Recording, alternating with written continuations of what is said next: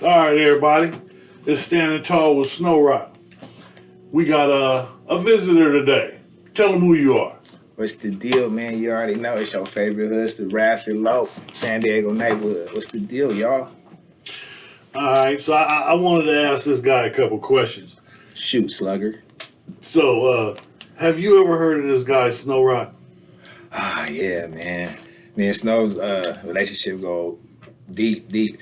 When I first met him, I was a young nigga. Before I was even in the set, banging the set. I was just a baby kid, playing hide and go get it all through the set or whatever. But yeah, SnowRoc he had just got out of something and he was fucking with some little broad and they were describing him as like, he looked like Mr. Perfect. And I used to watch wrestling at the time, so I knew exactly who Mr. Perfect was. White boy, like a Jerry Curl, had this shit all whipped up and shit. And he did look like Mr. Perfect. I was like, that nigga do look like Mr. Perfect. Yes, but, and then, he got snatched up. I ended up going to jail a couple of times and we met up later in that's where we formally met. Because then I was just looking at him from afar and shit, like that's the big homie and shit. But yeah, I met him formally a few years later. So that was in Donovan, right? Yeah. Do you remember what year? Yes. 99. So you got to Donovan in 1999. Yeah. I was one of the few, I got cracked in 98, but I spent 13 months in the county because they try to pin all these bullshit Burger King robberies on me. Call me the Burger King bandit and all that shit. But yeah, I spent 13 months fighting my cases. And then when I finally get to Donovan, I'm already like a year in, so it's 99. Yeah. So, how many years did you spend on the yard? 5.5. Okay. Was SnowRoc there all that time? All that time. Yeah, SnowRoc was there. It was crazy because, like, I go put my shit up and come outside, I'm meeting the homies and shit, and my big cousin, Skeeter Rabbit, is on the yard. And he, lacing me up and all this shit. And he like, yeah, your homie SnowRoc is on the yard. I'm like, Snow right here? He here? Because I, been hearing about him. And, he's like a Yeti. You get little sightings of him, but nobody's ever really seen him in person because he was in the stoops and shit. But now I'm in the stoops too. So, and it just so happened we in the same building. So, man, we meet up in the day room, introduce myself. Pleasure to meet you, big homie, man. I've been looking, we finally together. Let's have it. He go to his cell, bring me a care package. Man, smoking was legal back then. But I just came from reception, so it wasn't legal in reception. This nigga give me a big-ass ball of fucking tobacco, right? It's the lightweight start my nicotine habit. Thanks a lot. Don't blame that on me. Nah, I'm fucking with you. Nah, but yeah. But he looked out for me, you know what I'm saying? And we grew a real tight bond in that 6 years right there, for real. He watched me grow up. I was the youngest San Diego Crip on the yard at one point. I did watch you grow up. And I must say, I'm really proud of all that you've been doing now that you've been out. How long have you been out? Over 6 years. And that's, I was out with the old school parole. They'll give you a year just for getting caught around the homies. Like nobody made it to 3 years without doing a violation or two. You'll get arrested Tuesday and be on the yard with me and SnowRoc on Friday. Like, it was crazy. So, yeah, 6 years is a hell of an accomplishment on real. Also, not only, can you tell me a little bit about where you're working, what you're doing there? Okay, yeah. I work with an organization called Pillars of the Community, and we advocate for people negatively impacted by law enforcement. That means GSU hemming you up for a bullshit brake light, searching you, looking for guns and weapons illegally. We advocate for y'all. And the gang members, like, you know what I'm saying? Like, nobody want to, like, just because you're a gang member or live in a certain part of town, you still should be treated with dignity and respect. And that's what we're doing. We're trying to change the narrative. We do a lot of great work, too. A lot of great work. I can attest to that. I've been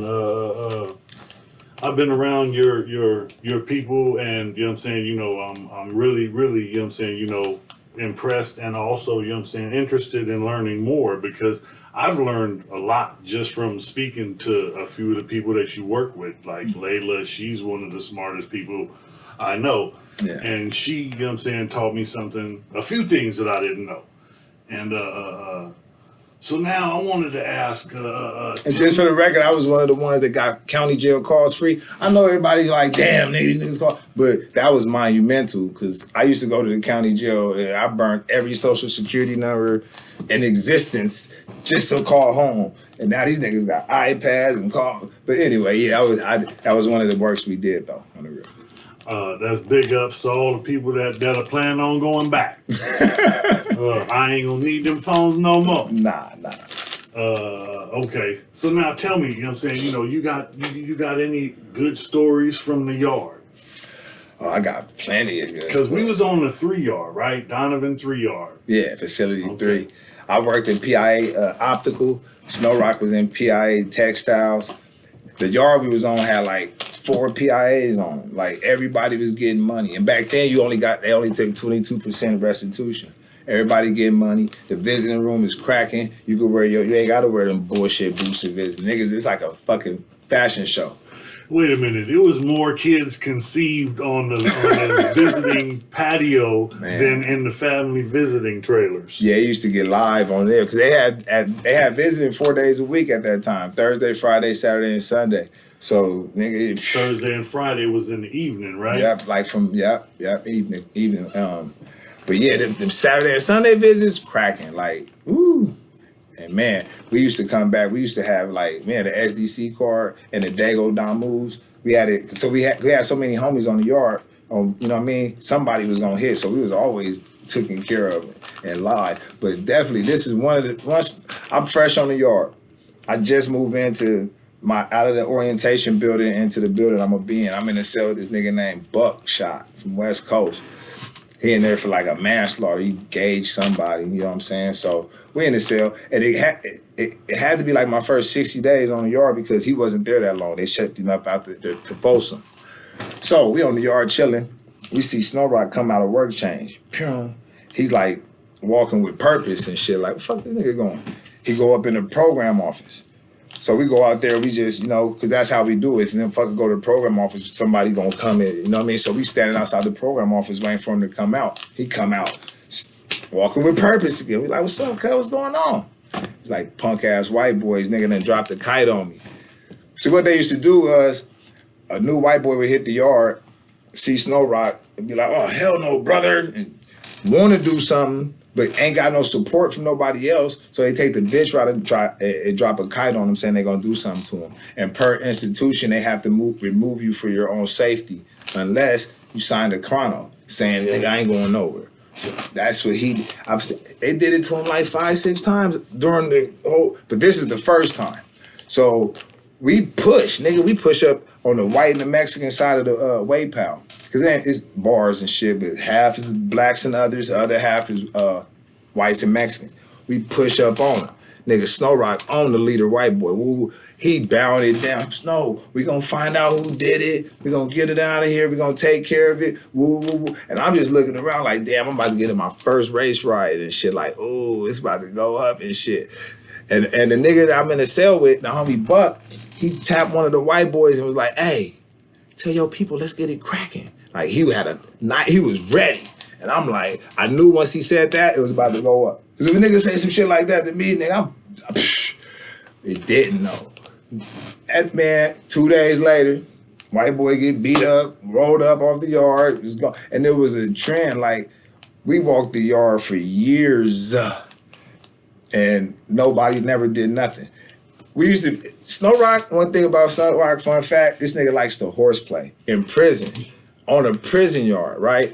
He don't give a fuck about none of that. And it'd be crazy because sometimes the dude in the tower is somebody that's not a regular.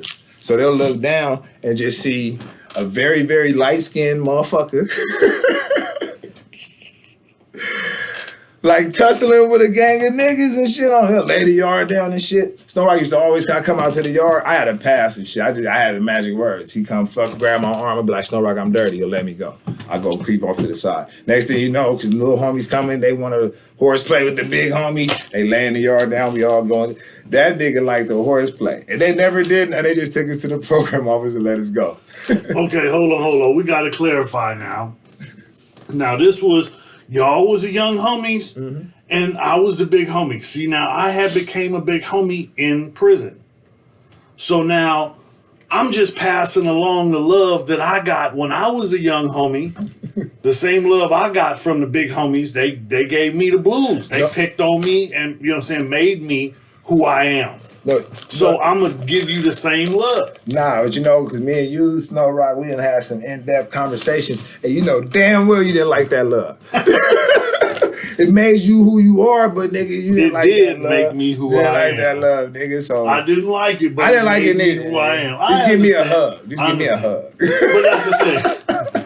But you and Reese, you know what I mean, you know, you two, I swear, it was, I think it was you stepped up and said when something happened, you was like, you done did enough. Let us earn some stripes. Yeah, we got this.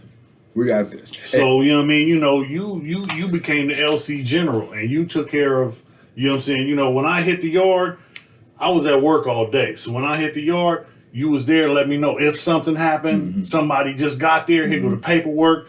You know what I mean? You know, you made sure everything was straight. You and Reese. Yeah, we ran a tight ship. Like, that was my first time. I didn't want no bullshit affiliated with my name. And like he was just saying, like, I earned my way up to, like, LC General. And what that mean was, I was, like, 24 at the time. And any nigga that came was, like, 30 and under was, like, basically, like, under me. I wasn't pushing no line making niggas. But, nigga, we working out. We outside, nigga. You know what I mean? And if something happened, it's us. Like, the LC General, SnowRoc had everybody 30 and up. We was on the yard for so long, like it was us. Like it felt like home. SDC car on any given day, how many homies was it when it wasn't a lot of people?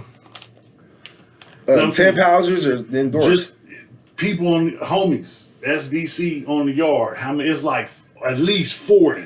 You go outside in the daytime before 3:45.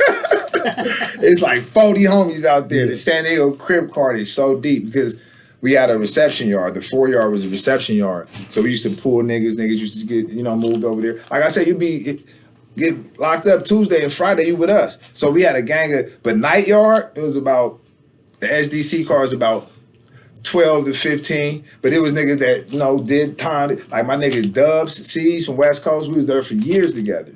My nigga Bundy, you know what I'm saying?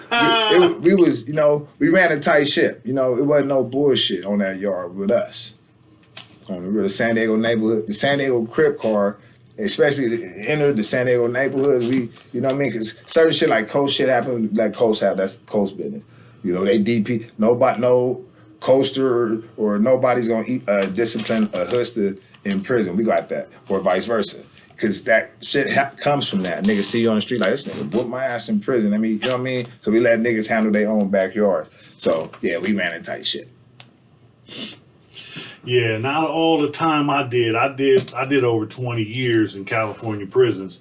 And then the best time I did was in Donovan. Donovan, because like he was saying about the PIA, it was so much PIA on the yard, it was so much money on the yard that people didn't want to mess up. Yeah. And then when there's money, there's also other things, drugs. Yeah. Back then you could buy, on the canteen list, a can of tobacco was $11.20. A pouch was $1.45. Like, niggas, SnowRoc used to buy like 4 cans and like 10 pouches every fucking month. But wait a minute. But he supplied he supplied a lot of homies though. When the homies hit the yard, you got a care package. That wasn't just you. Everybody got a care package. But what was I that thought I was like? special, nigga. I thought you were. You didn't know at the time. Your mama always did say you were special. She did. She really did. Now you didn't know at the time, but yeah, it grew to be special. Hella special. Yeah. So that was years after years in a cage, and we made the best. We made the best out of a bad situation. Yeah, I used to go to SnowRoc cell. It'd be like a whatever unlock, and they just unlocking the doors, and I push up to his cell. Like, "What's up, cuz? What you doing? You going to the yard?" He's like, "Yeah." I just run in the cell and close the door. "No, you're not. We about to smoke, nigga." We're going out there because I'm like, this nigga changing the TV with his feet. I'm like, oh my God, if you don't fucking cut it out, that shit is gross. Hey, you didn't have to touch the TV. I didn't. And I wouldn't either, especially after seeing that shit. My nigga Jay Fody, him and Jay Fody was such. Jay Fody got the low rider. That shit was cool. That was That was my Wait a first minute, time that doing was- time, wait so a I minute. couldn't compare it to So- nothing. But yeah, So we partied like it was 1999. I remember New Year's Eve. We was in the day room because they wouldn't let us go out to the yard. So they let us have day room and let us come out in the building, and we had a spread at the table, and homies had fried fish, burritos, all kinds of grub, Yeah. and then a case of sodas. The homie had a case of sodas on the table, and then under the table was the, you know what I'm saying, white lightning that they was mixing with the soda. yeah. And then we had incense burning on the Strategically stairs. placed. Yeah, strategically placed. Smoking. And all that. smoking weed in the day room. Yeah, because the police could, because back then tobacco was legal, so they couldn't really do, and they didn't give a fuck. You know what I'm saying? But yeah, we was out there chilling, bro. Like, that shit was hella live. I was in cell 234. I was in that cell for so long, it like felt like home. But I used to go up in that motherfucker, hey, CO, 234s. SDC. Been pushing that shit forever, nigga. SDC. Yeah, we had some fun times there. Yeah. But it was still doing time. And, you know what I'm saying, you know, I would have much rather been, you know what I'm saying, in between some legs next to, you know what I'm saying, my wife or Eating something some like barbecue. that. You know. Yeah, for sure, for sure. Anyway. We made the best out of a bad situation. That's what we did. That's what we did. So, you got any shout outs? To my mama, nigga, I love you, mama. Hey, All the nah, time. you know, us as a people, we got to start changing the narrative. You know, we got to start thinking outside the box. And I don't know if y'all know this, but in California, San Diego, they're trying to repeal Prop 47. That's going to send so many motherfuckers back to jail. Niggas need to vote. Niggas need to go to jury duty. Niggas need to do census. Like, we got to do certain shit, bro, like to, you know what I mean? But yeah, Prop 47 in November, if it gets repealed, it's gonna flood the prisons right back. Watch. And you know, they all them COVID cases that they kicked out, they started to prosecute them. Nigga, man, we gotta change the narrative, bro. We gotta start thinking outside the box.